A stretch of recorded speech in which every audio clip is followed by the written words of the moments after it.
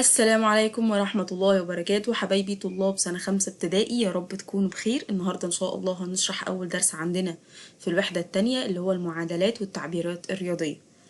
الأول كده احنا عارفين إن الجملة في اللغة العربية بتتكون من إيه؟ اسم وفعل، يعني دي الحاجات اللي بتتكون منها الجملة في اللغة العربية. طب احنا بالنسبة لنا الجملة في الرياضة، الجملة بقى بتاعت الرياضة بتتكون من إيه؟ الجملة في الرياضة بتتكون من أعداد ورموز وعمليات. يعني أعداد أو رموز أو عمليات. زي إيه مثلا؟ كلمة عمليات رياضية دي يعني زائد ناقص على في. زي مثلا لما الاقي مثلا سؤال كاتب لي 8 زائد 3، ما أنا عملت عملية جمع، يبقى دي أعداد وعمليات. زي لما أجي أقول إكس زائد 2 بيساوي 5، أنا عندي رمز وعندي عدد وعندي عملية، يبقى دي الجملة في الرياضة بتتكون من أعداد أو رموز وعمليات. طيب عندنا بقى الجملة في الرياضة نوعين، في حاجة بنسميها تعبير رياضي وفي حاجة بنسميها معادلة. تعبير رياضي يعني أنا بعبر بس عن الحاجة اللي عندي، هي جمع ولا طرح ولا ضرب ولا قسمة، بس من غير ما أجيب ليها ناتج، يعني ما فيهاش يساوي. زي لما أجي أقول، أو يعني إحنا بنقول دي كده جملة رياضية لا تحتوي على علامة اليساوي. زي لما اجي اقول اكس زائد 8، زي لما اجي اقول 4 على 2، زي لما اجي اقول ال في 2 زائد 1. ان انا بعبر عن العمليات اللي عندي، لكن انا مش بقول بتساوي كام ولا بجيب لها ناتج ولا بقول بيساوي خالص. طيب لو انا قلت بقى طرفين متساويين، احنا لما بنيجي نقول ان في طرفين اتعادلوا مع بعض، كلمة اتعادلوا يعني مع بعض يعني هما الاتنين قد بعض، يبقى كلمة اليساوي يعني معناها تعادل ما بين الطرفين. يبقى أنا الجملة اللي في الرياضة اللي بلاقي فيها طرفين متساويين بسميها معادلة. يبقى إيه هي المعادلة؟ هي جملة رياضية، جملة عندنا في الرياضة تحتوي على علامة يساوي.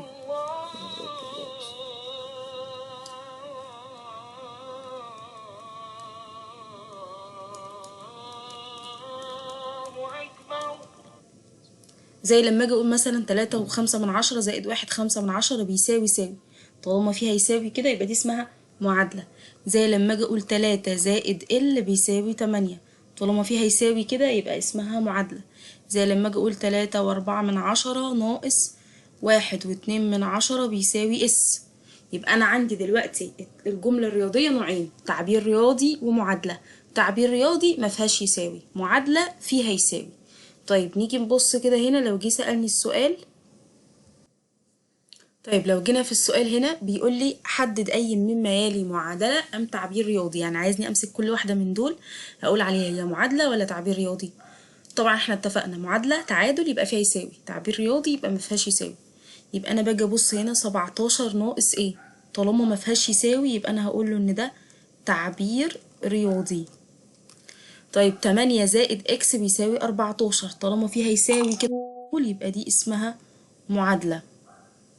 طيب نيجي نبص هنا اتش على 2/10 بيساوي 12/100، طالما هنا لقيت فيها يساوي يبقى دي على طول اسمها ايه؟ معادلة.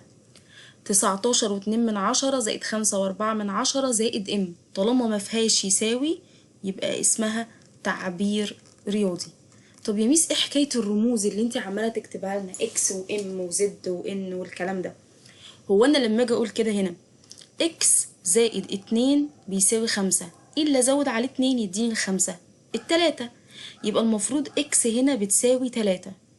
طيب لو انا جيت عملت كده اكس زائد 1 بيساوي 5، ايه اللي ازود عليه 1 يديني 5؟ المفروض ال4، يبقى اكس هنا مكانها ب4. يعني يا ميس اكس دي مش ثابتة، دي عمالة بتتغير على حسب المسألة.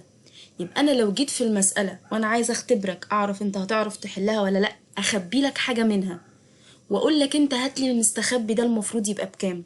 طب عشان اخبي لك حاجة منها كنا زمان بنحط نقط كده، او يحط لك مربع ومثلث في تالتة ابتدائي وفي رابعة ابتدائي. السنة دي بقى هنحط لك مكان الحاجة اللي احنا مش عارفينها حرف، وانت تجيب لي الحاجة اللي احنا عايزين نعرفها. طب انا في الاول جبت الاكس دي في المعادله الاولانيه لقيتها طلعت ب3، في المعادله التانية طلعت ب4. يعني الاكس قيمتها مش ثابته، بتتغير على حسب المساله. عشان كده بنسمي الرمز او الحرف اللي احنا هنحطه ده بنسميه متغير. يبقى يعني ايه متغير؟ يعني هو رمز قيمته بتتغير على حسب كل مسألة، وعشان هو مش حاجة ثابتة فاحنا بتتغير كل مسألة فاحنا بنسميه متغير. يبقى ايه هو المتغير؟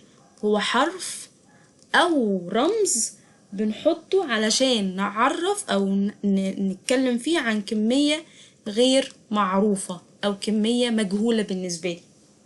زي لما احط اكس، احط ام، احط ان، احط ال، احط اس، احط مثلث كده، احط دايرة كده. اي رمز او حرف محطوط مكان حاجة انا مش عارفاها والمفروض ان انا احسبها. طيب تعالوا نبص كده. طيب هنيجي نبص كده هنا، بيقول لي في المعادلة h زائد 3 بيساوي 4.5. المتغير هو نقط. قلنا المتغير يبقى الرمز او الحرف اللي احنا مش عارفين هو بكام، يبقى هنا مين؟ الاتش. اللي بعده بيقول لي في التعبير الرياضي x زائد 3.9 المتغير هو نقط. طبعا اتفقنا المتغير يعني ايه؟ الحرف او الرمز اللي عندي، يبقى الاكس. يبقى نخلي بالنا احنا عرفنا دلوقتي 3 حاجات. يعني ايه تعبير رياضي؟ يعني جملة رياضية ما فيهاش يساوي. يعني ايه معادلة؟ يعني جملة رياضية فيها يساوي. يعني ايه متغير؟ يعني حرف او رمز انا مش عارفة قيمته بكام، قيمته مجهولة او غير معروفة. طيب السؤال هنا يبتدي بقى يديني مسألة كلامية ويطلب مني ان انا اكتبها بالمعادلة مش ان انا احلها. يعني انا دلوقتي مثلا لو جيت قلت انا معايا 5 جنيه، حلو، واخدت من بابا 10 جنيه، انا بقى معايا كام؟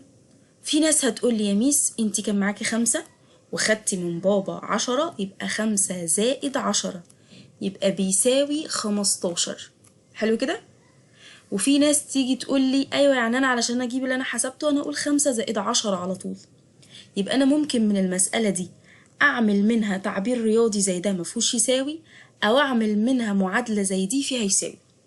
بس احنا بقى علشان نكتب المعادلة عندنا هنا في الرياضة عايزين نحط بقى رمز. طالما احنا خدنا متغيرات، انا معايا 5 جنيه وبابا اداني 10 جنيه، بس انا لسه ما حسبتش دلوقتي، يعني في المسألة انا مش حاسبة انا معايا كام. فاقول له ان ال5 زائد 10 بيساوي اكس، بيساوي رقم انا لسه ما عرفتوش، رقم انا لسه ما حسبتهوش. يبقى انا بعبر عن اللي موجود قدامي، بشوف انا هعمل عملية ايه، بس الناتج مش موجود معايا فبحط مكانه اي رمز. يعني مثلا السؤال اللي بعده بيقول لي احمد معاه 4.5 لتر عصير، وهدى معاها 1.25 لتر عصير. بيقول لي اكتب المعادلة التي تعبر عن اجمالي ما مع هدى واحمد من العصير. طبعا اجمالي ما معاهم هما الاتنين من العصير، يبقى انا عرفت ان انا هجمعهم. طيب يبقى انا المفروض هجمع 4.5 اللي مع احمد زائد 1.25 اللي مع هدى. بس هل هو هنا قال لي الناتج بكام؟ ما قاليش هو معاهم كام، ده هو عايز يعرف يكتب المعادلة اللي هتعرفني انا هجيب الاجمالي بتاعهم ازاي. يبقى انا المفروض هجمع وانا معيش ناتج جمع، فاقول له بيساوي اكس، بيساوي اس، بيساوي اي رمز. طب يا ميس احلها؟ لا، طالما قالك اكتب المعادلة بس هو عايز يعرف انت هتعمل عملية ايه، حط مكان الناتج اللي انت عاوزه رمز. لكن لو قالك عبر عن المواقف الآتية بمعادلة ثم اوجد حلها، يبقى انا هاجي على جنب كده واحل واشوف مكان الاكس المفروض يبقى بكام. يبقى انا هجمع 4.5 زائد 1.25. طبعا زي ما اتفقنا هنساوي الأجزاء، يبقى 0.5 5، 5 و2 7، والبوينت تنزل، و4 و1 5 لتر. بس طالما هو ما قاليش ثم اوجد حلها يبقى انا كفايه قوي لحد هنا، ده هيبقى الحل الصح. طيب بصوا اللي بعده بيقول لي اشترت منى اقلام بمبلغ 12.75 جنيه ومسطره بمبلغ 5.7 جنيه. اكتب المعادله التي تعبر عن ما تدفعه منى. طب هي منى راحت اشترت اقلام واشترت مسطره، لما تيجي تدفع للراجل هتدفع له تمن ايه؟ اكيد تمنهم هما الاتنين مع بعض. يبقى هي المفروض تحسب تمن القلم بكام وتمن المسطره بكام، تجمعهم مع بعض يبقى هو ده اللي هي هتدفعه. يبقى انا هنا همسك ال 12.75 اللي هي بتاعه الاقلام، وهزود عليهم المسطره اللي هي ب5.7 من 10. طب ما انا مش عارفه هي دفعت كام بالظبط، هو بيقول لي اكتب المعادله بس مش عايز الحل، يبقى اقول له بتساوي ال، بس كده. طيب ناخد سؤال تاني علشان برضو تثبت في دماغنا اكتر. لو انا جيت بصيت كده هنا، بصوا كده هنا السؤال هنا بيقول لي مع هاني 4.6 متر قماش، استخدم 1.25 متر، اكتب المعادلة التي تعبر عن الباقي من القماش. طبعا هو كان معاه حاجة واستخدم منها خلاص، يعني نقصها، يبقى أنا عشان أجيب الباقي يبقى هعمل عملية طرح. يبقى أنا هقوله هنا 4.6، هنقص منها اللي أنا استخدمته اللي هو 1.25. المفروض كده يديني كام؟ أنا مش معايا، هو كل اللي عايزه اللي هو عايز يكتب المعادلة، يبقى أنا هقوله بيساوي ام، أي رمز بقى. يبقى أنا كل اللي أنا بعمله إن أنا بشوف أنا هعمل عملية إيه. طب والناتج؟ هو ما قاليش اوجد الناتج او ما قاليش اوجد الباقي، هو بيقول لي اكتب المعادله. يبقى الناتج او الحاجه اللي انا المفروض اجيبها بحط مكانها ايه؟ ام. الحاجه اللي انا مش عارفاها في المساله، انا عارفه هو معاه كام وعارفه استخدم قد ايه، بس ما اعرفش اتبقى معاه كام، يبقى الحاجه اللي انا مش عارفاها زي ما اتفقنا يبقى احط مكانها اي رمز.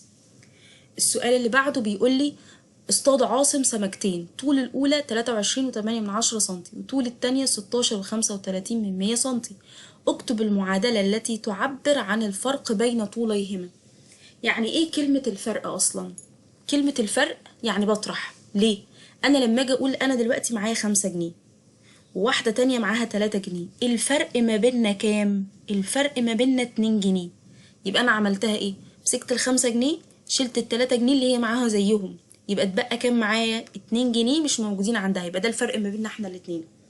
يبقى كلمة الفرق يبقى معناها بطرح. طيب أنا معايا الأولانية 23.8 سنتي، وهنقص منها التانية اللي هي 16.35، بس أنا مش عارفة أنا معايا الفرق ما بينهم كام بالظبط. أيوة، في ناس هتقولي أحط مكانها أي رمز يبقى أقول إكس. طيب سؤال تاني بيقول لي عددين مجموعهم 25.87، وكان أحدهما 12.3، اكتب المعادلة التي تعبر عن العدد الآخر. طيب أنا عايزة أسأل سؤال، أنا هنا عندي إيه؟ عندي عدد وبيقول لي إن هو كان معاه عدد تاني ومجموعهم هما الاتنين مع بعض كان 25.87. يعني أنا ممكن أقول له كده إن أنا كان معايا عدد وعدد وهما الاتنين مع بعض كانوا ب25.87. طيب واحد منهم كان ب12.3، يبقى المفروض ال12.3 ده أزود عليه العدد التاني اللي أنا مش عارفاه، يبقى هما الاتنين مع بعض مجموعهم 25.87. طبعا ده حل صح. ممكن حد تاني يجي يقول لي يا ميس، طب أنا لو بقول عددين هما الاتنين مع بعض ب10، واحد منهم كان ب4، يبقى التاني هيبقى ب6. أنا جبته عملت إيه؟ عملت عملية طرح. يبقى أنا ممكن أقول له إن العدد التاني اللي أنا عاوزاه اللي هو إيه مثلا، يبقى بيساوي أمسك العدد الكبير اللي هو هما الاتنين مع بعض ونقص منه العدد الأولاني. يبقى أنا ممكن أعبر بالمسألة بأكتر من طريقة. أنا بقول عددين مجموعهم 25 وواحد منهم ب12، يبقى أنا أقول له ال12 دي زائد عدد تاني أنا مش عارفاه بيساوي مجموعهم هما الاتنين كده بيساوي 25. طب ما أنا أصلا عشان أجيب العدد الناقص ده المفروض بطرحهم هما الاتنين مع بعض، يبقى أنا هقول له كده ال A أو X أو M أو أي حاجة اللي هو العدد اللي أنا مش عارفاه، يبقى المفروض هطرح ال25 ناقص ال12. وبكده نكون خلصنا درسنا النهاردة اللي هو التعبيرات والمعادلات. وإن شاء الله المرة الجاية هنعرف إزاي نحل المعادلة. يعني لو أنا عندي معادلة زي أي معادلة من اللي احنا كتبناهم دول وعايزة أجيب قيمة الرمز أو قيمة المجهول اللي عندي بكام، إن شاء الله هنعرفها في المرة الجاية. يا رب تكونوا فهمتوا، ولو فهمتوا ما تنسوش تعملوا لنا لايك واشتراك في القناة وتبعتوا لاصحابكم، ولو في أي حاجة اكتبوا لي في التعليقات. السلام عليكم.